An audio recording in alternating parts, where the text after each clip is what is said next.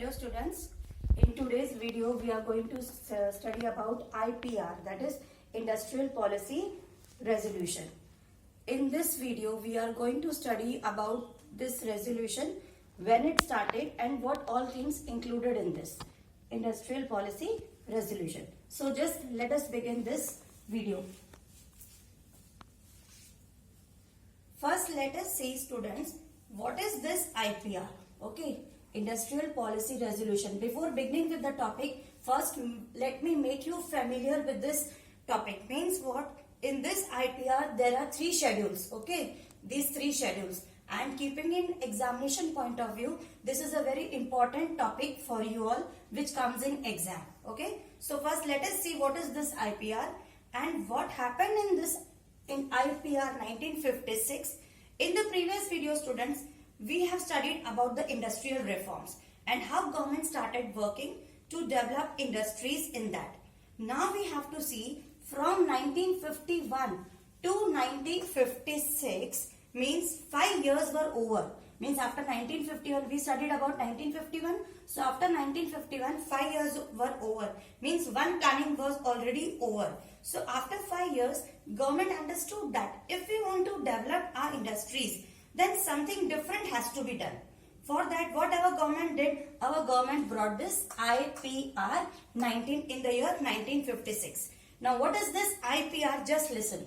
According to Industrial Policy Resolution 1956, government increases the role of public sector in the industrial development of the economy. In simple words means what?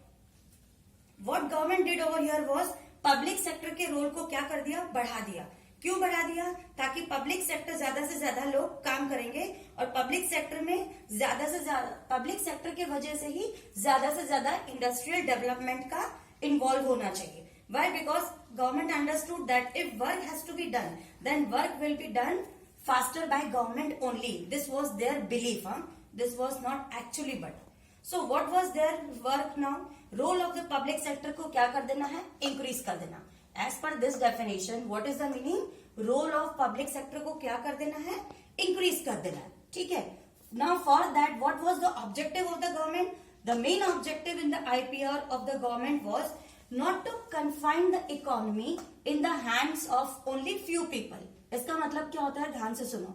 Means government ये नहीं चाहती थी कि हमारी economy जो है सिर्फ कुछ लोगों के हाथ में रहे. कुछ लोगों के हाथ में मतलब अगर सब कुछ प्राइवेट सेक्टर के हाथ में दे दिया तब तो nothing is going to happen. We are definitely going to suffer a loss. So once again I am telling this, the main objective was not to confine the economy in the hands of few people. Means money should be confined only, money should not be confined only to few people. It should be distributed equally among all. Okay, so this was the belief of our government in the 1956 as per this IPR. Why? So they didn't wanted to put all the things in the hands of private sector. Now what our government did?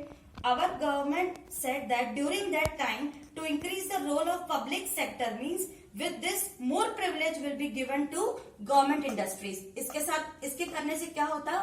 Government industries को बहुत ज्यादा privilege मिलता. Okay, now for making this happen, इसको successful होने के लिए what the government did, first time in our Indian economy हमारी government ने क्या किया? इंडस्ट्रीज का क्लासिफिकेशन कर दिया. ओके, क्लासिफिकेशन कर दिया मीन्स हमारे आईपीआर के फीचर्स. इंडस्ट्रियल पॉलिसी रेजोल्यूशन में क्या हुआ था? इंडस्ट्रीज को क्लासिफाई कर दिया. Means features of IPR. Okay, now just understand properly. Industries का classification का मतलब क्या होता है? देखो, means these were the features of IPR. Means which industries will be taken by private sector. Classification का मतलब क्या होता है? कौन सी इंडस्ट्री प्राइवेट सेक्टर के पास रहेगी? Which industries will be in the hands of public sector and which industries will be in the hands of both the sectors. So this proper classification was done first time in our Indian economy. So that is our features of IPR. Followed? Okay. Now just see. The first feature of IPR states that threefold classification of industry. What was the first feature? Threefold classification of industry. Now by the name itself you can understand children. Threefold मतलब industries को क्या कर दिया? Three fold जितनी भी हमारी industries थी उनको थ्री फोल्ड में क्लासिफाई कर दिया. Now what was the motive? इसके पीछे मोटिव क्या था? The motive was to classify, and in which way classification was done? Just understand this. See now, this was the way. In these three ways the classification was done. The first way was first page, that is Schedule A, then Schedule B, and then Schedule C. In Schedule A, what happened over here? 17 industries were there. Here, इसका मतलब क्या होता है? Here, 17 industries would be exclusively owned by the government. This category included 17 industries like atomic energy, arms and ammunitions, oils, railways, etc. इसका मतलब क्या हो गया? ये जो 17 इंडस्ट्रीज थी, ये completely पब्लिक सेक्टर के हाथ में थी. Private sector was not allowed to touch over here. Means here complete ownership was given to public sector over here. So that time private sector was not allowed to produce electricity also. Okay, so electrical production and distribution also comes under public sector. Understood about Schedule A? Then comes over here is Schedule B. Now Schedule B consisted of how many industries? 12 industries. Now here what was the work of these 12 industries, children? Their work was what? Here both private and government sector will work together. इसका मतलब private और government sector दोनों एक साथ मिलके काम करेंगे. But what was the condition over here? But one thing was in the hands of government only. Now what was there in the hands of government? मतलब जो मेन रोल था या जो मेन डोमिनेंट रोल था, that remained in government hands. Means policy जो थी वो government बनाती थी. Policy was made by government. Private sector जो थे वो बस उस पॉलिसीज को फॉलो करते थे. So you can see, means in the private sector you can run an industry, but how the government says, as per that only the industries will be running. Okay, so here which industries came over here in all these 12 industries? Let us say like plastic. Okay, then कौन सी industry आती थी इसमें? Chemical fertilisers बनाने वाली industry. Okay, material जिससे plastic बनते थे. Okay, then machine tools, aluminium, etc. So these are the some industries which comes under Schedule B. Schedule A और शेड्यूल बी समझ में आ गया. अब शेड्यूल ए में क्या था? Government said what? Complete ownership will be given to public sector. Okay, और schedule B में what government said? Both private and public will work together. Now let us see what is this schedule C. Schedule C में क्या था? Remaining industries, मतलब इन दोनों के अलावा जो बची कुछ इंडस्ट्रीज थी वो शेड्यूल सी में आती थी. So this category consisted of remaining industries which were to be in the private sector. Example, furniture हो या फिर कोई भी छोटा मोटा small production वाला business हो. So all these industries were allowed for private sector. So first time in India, industries were properly classified. Means which industry was in public sector, which was in the hands of private sector. So first work done in the IPR was threefold classification of industries. Okay. Now, second work which was done in the IPR was industrial license. Now, just listen what is this industrial license. It refers to the written permission from the government for opening or expanding in industrial unit. Means what? Government से written permission लेना. किस लिए लेना? अपना जो business है उसको expand करना या फिर new बनाना हो. This is the simple meaning of this. Okay, so just understand means what our government said over here. If you want to open a new industry or you want to expand your existing industry, then also you have to obtain license from the government. Means licensing in industry was 100% mandatory. Without license, no industry was allowed to run the business.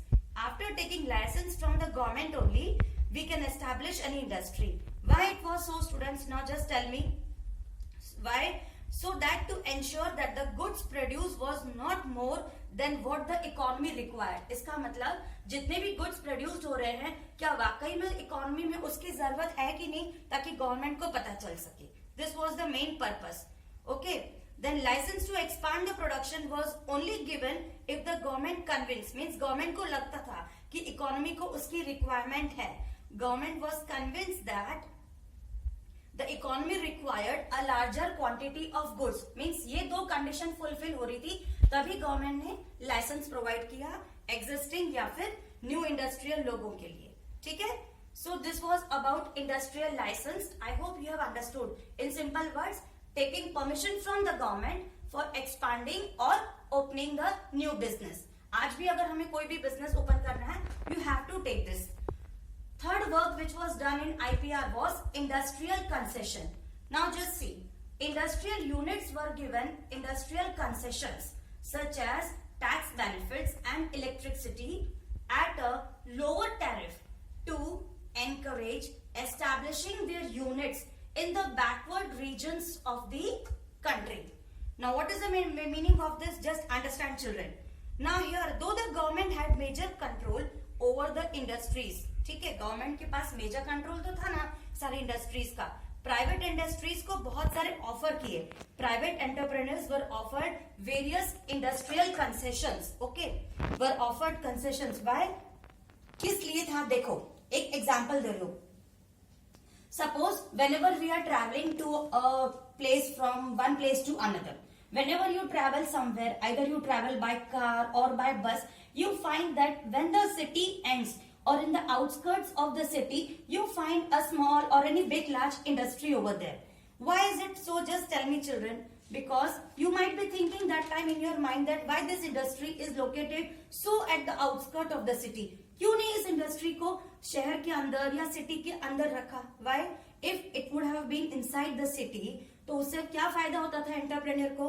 उसके लिए transportation भी easy था, communication भी easy होता था, marketing also would have been easier for him. No, but why all this work was done outside outskirts of the city or outside the area? Why? Because they could have been, because उनके लिए कुछ ना कुछ फायदा था. What was the reason behind? Was the reason was our third point, that is industrial concession, means government ने उनको वहां पे कुछ concessions दिए थे.